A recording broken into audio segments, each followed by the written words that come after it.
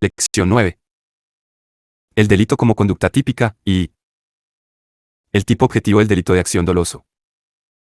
Objetivos de la lección. En esta lección vamos a analizar los elementos objetivos que pertenecen al tipo de lo injusto en los delitos de acción dolosos. Para ello advertimos de las diferentes formas de construir el tipo objetivo que existen en la ciencia del derecho penal. En particular se hace necesario conocer la doctrina de la imputación objetiva y sus diferencias con la escuela finalista, tanto en la concepción y fundamento que ambas dan a la categoría del tipo objetivo, como en la solución que aportan a los diversos casos problemáticos que pueden plantearse en este ámbito. Es preciso distinguir también la imputación objetiva de la conducta, entiéndose por imposición del legislador el criterio poco convincente de la peligrosidad de la conducta o previsibilidad objetiva, de los problemas de imputación objetiva del resultado, siendo imprescindible para la resolución de los mismos acudir al criterio del fino ámbito de protección de la norma. Para terminar se comentan críticamente otros criterios de imputación objetiva diseñados por la doctrina. Y las acción distintas en la ciencia. Formas de construir el tipo del delito de derecho penal. Ven el como tipo de. Vimos lo injusto. En la lección pasada, la escuela clásica y neoclásica constru objetivos y elevan, limitándolo, al menos en un principio, a los elementos el dolo, elemento subjetivo, a la se entendía culpabilidad.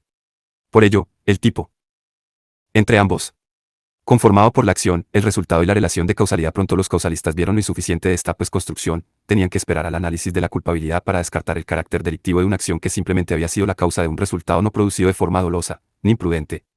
Sin embargo, como se vio en las lecciones 6 y 7, esto no les llevó a corregir su errónea ubicación de los elementos subjetivos en la culpabilidad, sincero a intentar limitar las conductas típicas ideando nuevos criterios, más restrictivos, de la causalidad, como por ejemplo el de la causalidad adecuada, basada en la peligrosidad ex ante de la conducta, o juicio de previsibilidad objetiva, que se entiende hoy en día, como ya se anunció en la lección 7, no como un criterio que defina una relación de causalidad, sino como un criterio de imputación objetiva, que explicaremos sin.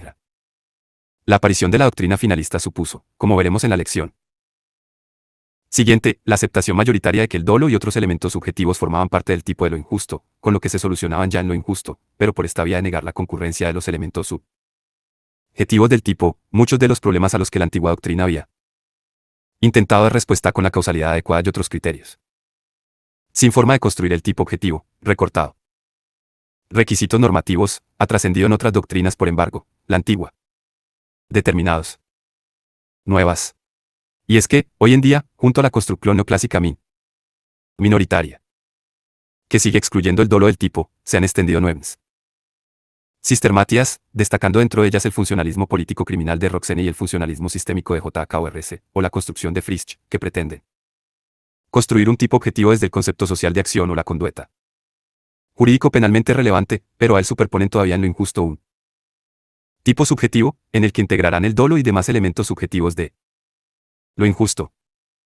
Estas nuevas sistemáticas asumen la llamada teoría de la imputación objetiva que, frente a la tradicional construcción causalista, supone la normativización del contenido del tipo objetivo, que ya no puede entenderse mera descripción valorativamente neutra de un suceso físico causal. Este enriquecimiento del tipo, de carácter objetivo, valorativo, se suma al conocido enriquecimiento subjetivo, en los delitos dolosos, impuesto por el finalismo. Con el tipo subjetivo, Cancio. Según la teoría de la imputación objetiva, la mera causación efectiva de un resultado de muerte no es lo que identificaría una conducta como la acción típica de matar en su aspecto objetivo, sino que más allá de esa constatación es preciso averiguar cuándo esa muerte ha sido causada por una acción de matar en el sentido de la ley.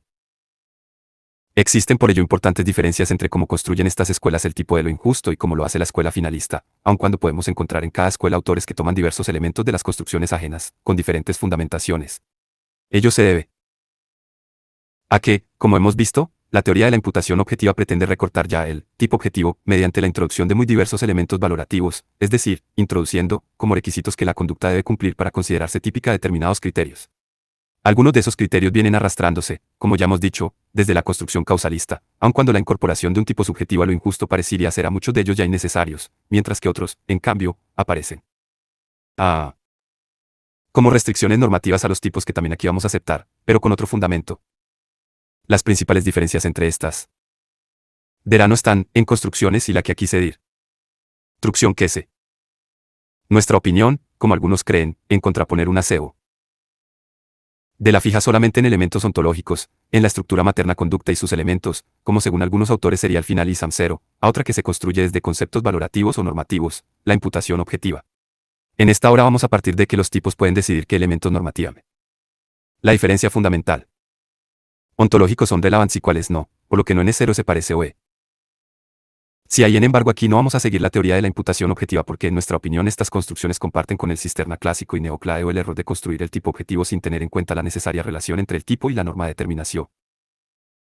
Unas veces porque se empieza a construir el tipo objetivo desde el resultado, llevándolo todo a un problema de imputación del resultado, y para decidir esa inmutación del resultado se diseñan diversos criterios de imputación objetiva, prescindiendo de la identificación de la prohibición y de la acción contraria a la misma, ROX y N, y otras porque aún reconociendo la relevancia de la acción típica como PR y mer elemento del tipo, tras cuya constatación deberá todavía examinarse la imputación del resultado, Frisch, la acción típica no se construye tampoco como la acción prohibida. La teoría de la imputación objetiva suele aproximarse a la acción típica desde la exposición de casos y no desde una explicación dogmática de las relaciones entre los conceptos de injusto, norma y tipo que a nosotros nos parece más correcta. Para los defensores de aquella teoría la tarea de identificar la conducta típica es un procedimiento de interpretación de los tipos penales que significa la conexión entre el texto de la ley y la realidad social, Cancio.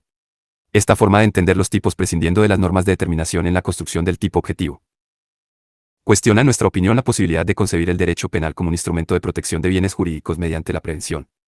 Para la concepción aquí defendida, en cambio, la conducta típica es la conducta prohibida por la norma que subyace a cada tipo. Además, los defensores de la teoría de la imputación objetiva se empeñan en construir un tipo objetivo idéntico para los delitos dolosos y los imprudentes, ya que en su opinión en el tipo objetivo se imputa normativamente si una conducta adquiere objetivamente el significado delictivo de matar, lesionar, amenazar o participar en un delito, partiendo de la idea de creación de un riesgo, FI. J00. Para la imputación normativa del tipo objetivo no existen diferencias entre el delito doloso y el delito imprudente. Lo que es un riesgo, entendido como el conjunto de condiciones que permiten explicar un resultado, se define igual en el delito doloso que en el imprudente y las razones para no imputar el riesgo a una persona en el tipo objetivo son las mismas en el delito doloso y en el delito imprudente. Lejos de esta concepción, en esta obra defenderemos que a los delitos dolosos y a los imprudentes subyacen normas diferentes. Bajo el tipo doloso se encuentra la prohibición de dirigir un curso causal hacia la producción de un resultado lesivo de un bien jurídico, mientras que tras el tipo imprudente se encuentra la prohibición de realizar una conducta que el ordenamiento considera descuidada por entrañar un riesgo no permitido de lesionar un bien jurídico. Las conductas prohibidas en uno y otro caso son ya diferentes y por ello los tipos, también en sus aspectos objetivos, del delito doloso y del delito imprudente son distintos. Como iremos viendo, aquí vamos a admitir también la existencia de límites normativos que restringen los tipos.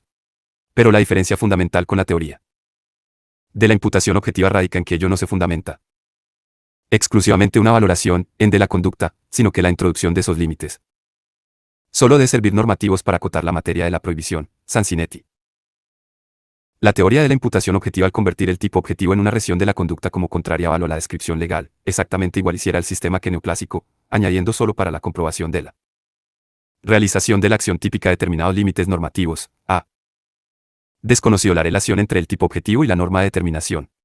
Con ello no llegan a explicar satisfactoriamente la pertenencia del dolo a lo injusto, que también explican a costa de transformar el tipo subjetivo en la exigencia admiten, o la de defraudación evitabilidad individual, y llegan finalmente a un tipo objetivo disociado de la determinación y al incomprensible divorcio, desde el punto de Nora. Vista de las normas, del tipo objetivo y el tipo subjetivo. En todo caso resulta fundamental para el estudiante de Derecho Penal conocer que existen estas diferentes escuelas para comprender por qué los diversos autores exigen diferentes elementos en el tipo objetivo y por AUE con acento. También se ofrecen distintas soluciones a ejemplos problemáticos concretos.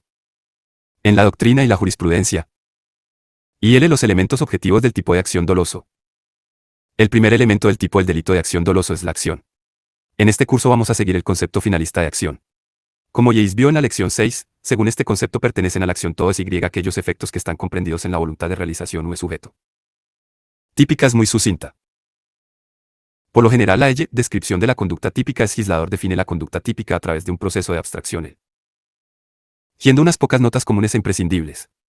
Pero a veces se añaden que pueden referirse a determinadas características del objeto de la acción. Que se consideran relevantes. A la descripción típica algunos elementos más que de la víctima, a los medios o formas de ejecución, al tiempo cero lugar de realización del delito, etc. De manera que si no se cumple alguna de esas especificaciones contenidas en el tipo no se realizará ese tipo en cuestión, sino quisis.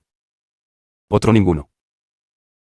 E9.1. Por ejemplo, el artículo 183.1 CP castiga el que realizare actos de carácter sexual con un menor de 16 años. Si la víctima es mayor de 16 años ya no se estará realizando este delito sino otro, quizás el recogido en el art.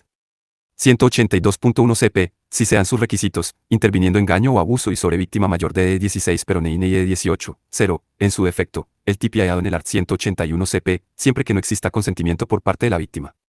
El 9.2. El delito de allanamiento de morada del art. 202 CP castiga, el particular que, sin habitar en ella, entrar en morada ajena o se mantuviera en la misma contra la voluntad de su morador, de manera que si la conducta se realizara en un lugar que no constituyera la morada de otra persona no se estaría realizando este tipo penal. Especial atención merecen las especificaciones del sujeto activo, que como vimos dan lugar a la configuración de delitos especiales, propios e impropios, lo que será de especial relevancia en el ámbito de la autoría y participación, especialmente en relación con la responsabilidad del partícipe que no tiene las características exigidas en el tipo. Para la descripción de la conducta típica el legislador suele utilizar elementos tanto descriptivos, captables por los sentidos, como elementos normativos, para cuya comprensión es necesaria la realización de un juicio de valor que se lleva a cabo bien acudiendo a otras normas jurídicas, bien a conceptos sociales, etc. 9.3. El art. 234 CP define el delito de hurto como el que, con ánimo de lucro, tomare las cosas muebles ajenas sin la voluntad de su dueño. El concepto de cosa mueble es un concepto descriptivo, captable por los sentidos, que, en derecho penal, hace referencia a los objetos que se pueden desplazar de un lado a otro. En cambio el concepto ajena es un concepto normativo y para dotarlo de contenido, para saber si la cosa es ajena, hay que atender a las normas del derecho civil que regulan la propiedad y la posesión. Como vimos en la lección anterior, el tipo doloso puede describir únicamente la realización de una acción, delito de mera actividad, o la realización de una acción que produce un determinado resultado, delito de resultado. 9.4. El delito de homicidio del art. 138 CP es un delito de resultado. El tipo exige la producción del resultado de muerte de otra persona. En este último caso pertenecen al tipo objetivo del delito de acción doloso de resultado el actuar del sujeto, el resultado y la relación de causalidad. Entre ambos, que según esta obra se determinará de acuerdo a la teoría de la equivalencia de las condiciones. Además de los elementos anteriores, para afirmar que se ha realizado el tipo del delito de acción doloso de resultado, por ejemplo el tipo del homicidio doloso consumado, es necesario que se cumplan dos condiciones.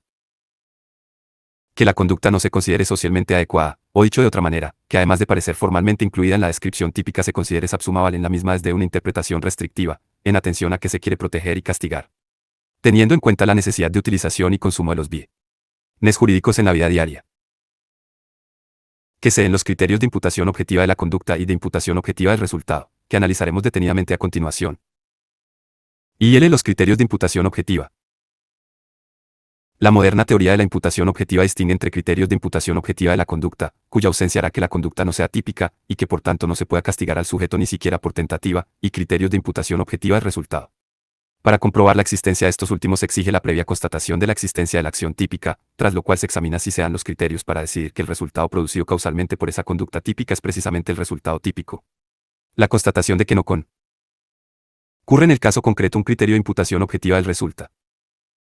Lo exigido por el tipo hará que no pueda castigarse por ese resultado, es decir, que no concurra el tipo del delito consumado, lo que sin embargo, ya a diferencia del caso anterior, no impide el castigo por tentativa, ya que, en este supuesto sí hemos constatado previamente la concurrencia de la conducta típica. 1. Imputación objetiva de la conducta, la peligrosidad de la conducta.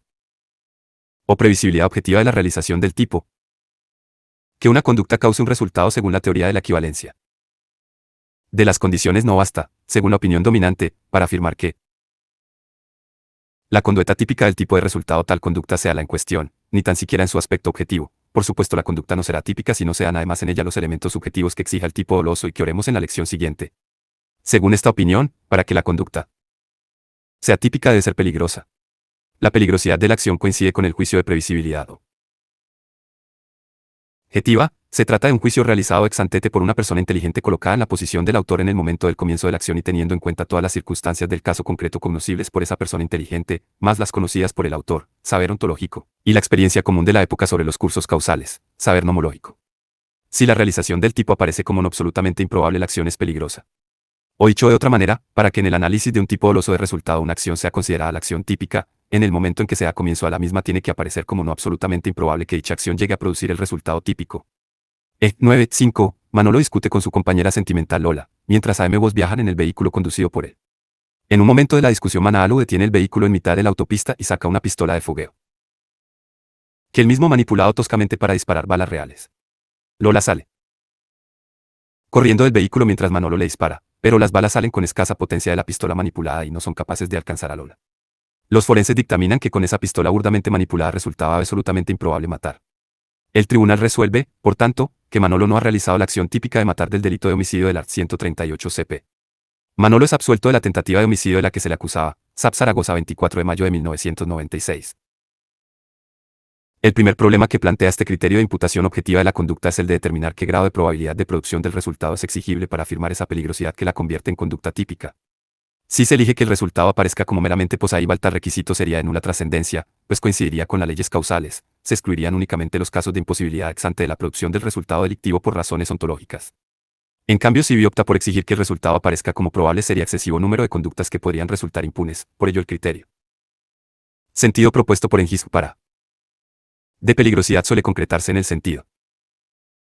La teoría de la causalidad adecuada. La producción del resultado debería ser ex ante como una consecuencia no absolutamente apa improbable acción, concepto que exige algo más que de lo meramente posible pero que lo probable.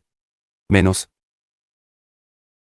Sin embargo, este criterio ha sido muy cuestionado, especialmente desde el finalismo, porque su inclusión en el tipo puede dejar sin castigo conductas dirigidas a la lesión del bien jurídico, nomológicamente capaces de causar el resultado, es decir, capaces de causar el resultado aplicando las leyes de causalidad, pero no peligrosas, que no alcancen el grado de probabilidad exigido, lo que parece desaconsejable. Para ilustrar esta crítica suele acudirse al ejemplo formulado por Tren. 9.6. Una persona, completamente inexperta en el manejo de armas de fuego, intenta matar a otra vez, disparándole desde una distancia desde la que incluso para un tirador experto resultaría dificilísimo acertar. La conducta de A aparece contemplada ex ante como no peligrosa, pues según la fórmula de Engis la muerte de B a consecuencia del disparo de A aparece en un juicio de previsibilidad objetiva como una consecuencia absolutamente improbable. Sin embargo, supongamos que A dispara y acierta, se da justamente esa escasísima probabilidad, innata B. Según la teoría de la imputación objetiva, a pesar de que A al disparar quería matar a B y de existir una relación de causalidad entre el disparo y la muerte, A debería quedar impune porque al ser su conducta no peligrosa ex ante, la misma no puede calificarse como la acción típica de matar. Por lo que no integra el tipo del homicidio o el asesinato y no se le puede castigar ni por delito consumado, ni por tentativa. A pesar de la contundente crítica que para el criterio de la previsibilidad objetiva del resultado supone este ejemplo, y que los defensores de aquella han intentado superar de diversas maneras, aunque todas ellas suponen contradicciones con sus puntos de partida, ya a pesar de que como vimos el origen del mismo está en un problema que dejó de ser tal con la inclusión del dolo. En lo injusto, el criterio se ha impuesto ampliamente, hasta el punto de que el legislador español parece haberlo introducido en la definición de la tentativa del art. 16 CP, con la intención de dejar impune la llamada tentativa inidónea.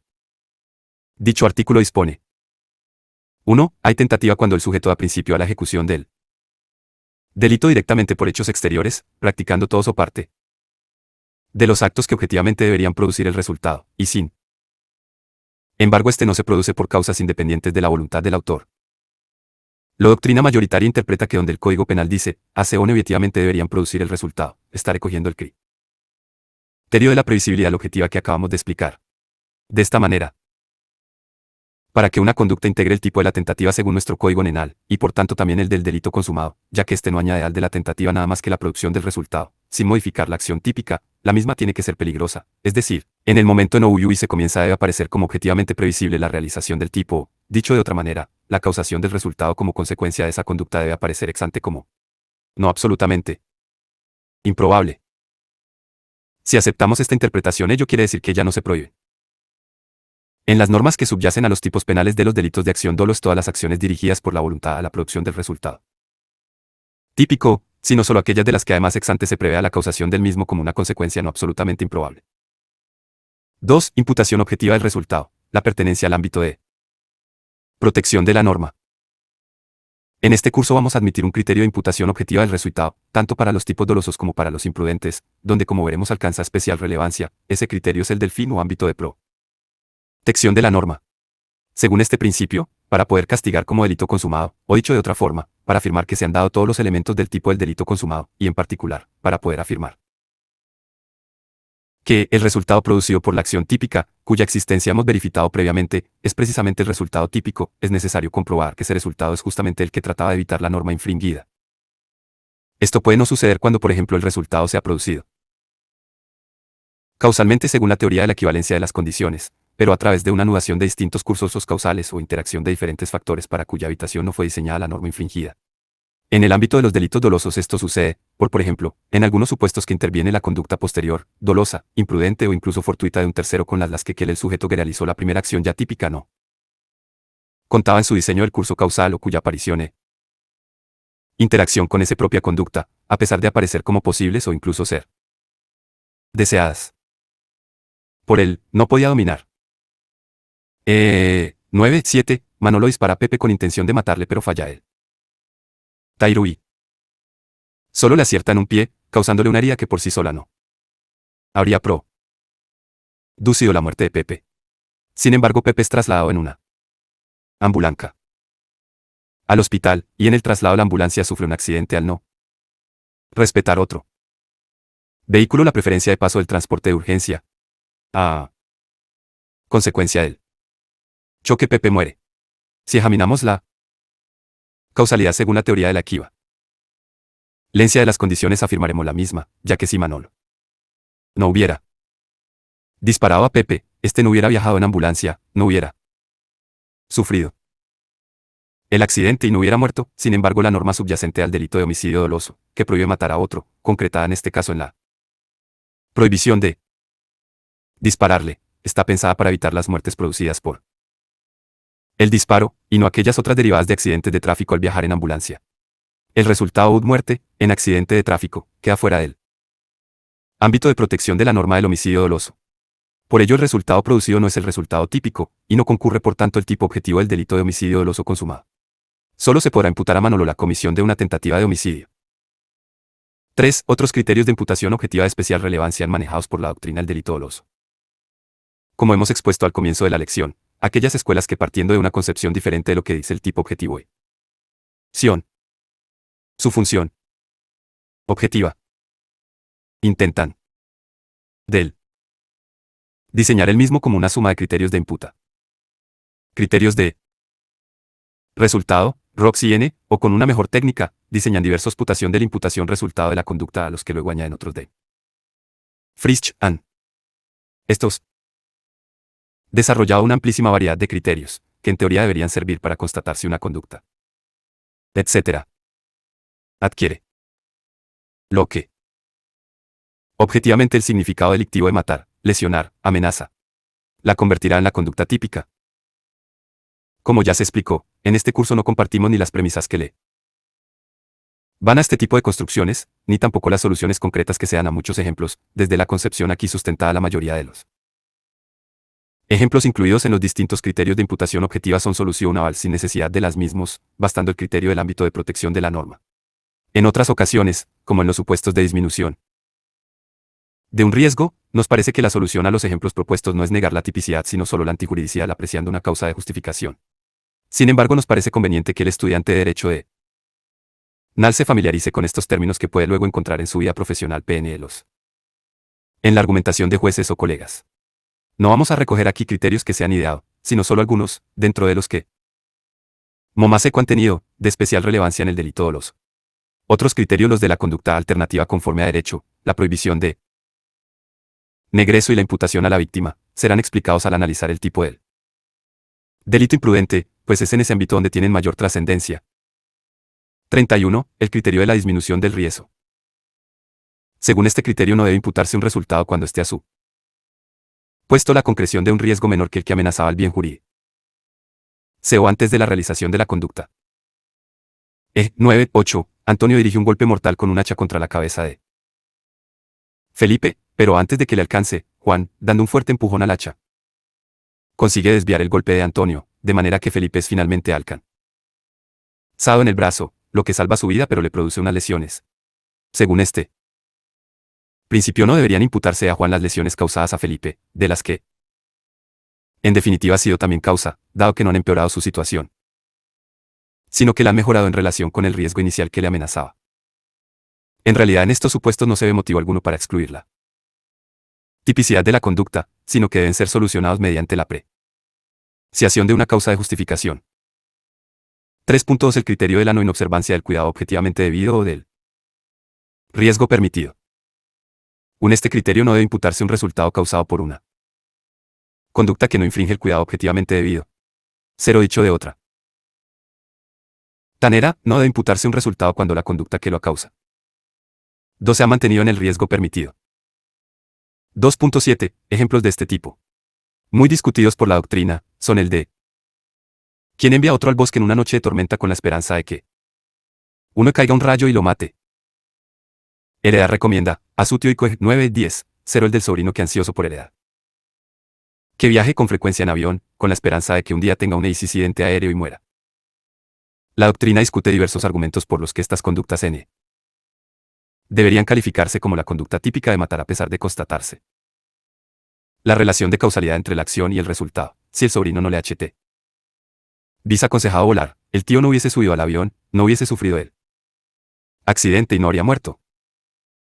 La respuesta tradicional del finalismo argumentaba que en estos ejemplos falta el dolo, que no debe equipararse con un mero deseo de que algo ocurra, ya que el dolo es algo más, exige que el sujeto quiera el resultado como consecuencia de su propia acción y se atribuye alguna influencia en su producción. Belcel, Cerezo, es decir, estos autores pretendían solucionar el problema negando únicamente el tipo subjetivo y no el objetivo.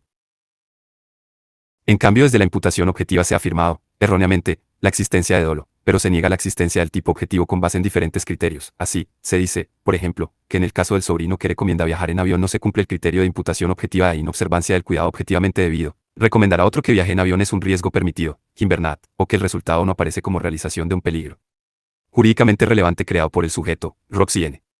En los últimos tiempos, sin embargo, algunos autores finalistas han admitido que, si bien es cierto que en el ejemplo no se da el dolo, porque desear ocurra algo que no se controla no puede equipararse a tener dolo típico. Ello es caso. ¿Por qué? Que precisamente aquello que el sujeto se representa y quiere, o que un avión víctima se adentre en el bosque y un rayo le caiga encima. Objetivo del sufra un accidente, no es el curso causal previsto en el tipo. Voluntad de delito. Realizar. De homicidio doloso. Es decir, si no hay dolo, conciencia hay. Tal querido. Los elementos objetivos del tipo, es porque lo representa. Tampoco aquello por el lo sujeto no es típico, si no sea el tipo subjetivo es porque tipo objetivo, en sentido que similar se extiende Sansinetti. La voluntad del sujeto integra ningún explicar. Personalmente. El supuesto. Antes que aludirá al criterio del riesgo permitido, Pretie. Dore el sujeto no argumentando que los cursos causales no dominables. Eseos de forman parte del tipo objetivo de los delitos de aseión dolo resultado, dado que la norma que subyace a los mismos prohíbe dirigir, dominar, un curso causal hacia el resultado. Esta tanto también aceptar afirmación conlleva porque el tipo objetivo del delito doloso no incluye cuál relación de causalidad posible, sino solo las definidas normativamente como suficientemente dominables por el sujeto. Son precisamente estos que sos causales dominables por el sujeto los que trata de evitar la norma subyacente al tipo en cuestión. Y solo por ello la representación de esos cursos causales dominables será dolo. El criterio de la no inobservancia del cuidado objetivamente debido es un criterio fundamental para averiguar la acción típica en los delitos imprudentes, como veremos en la lección 11, pero en los dolosos resulta disfuncional.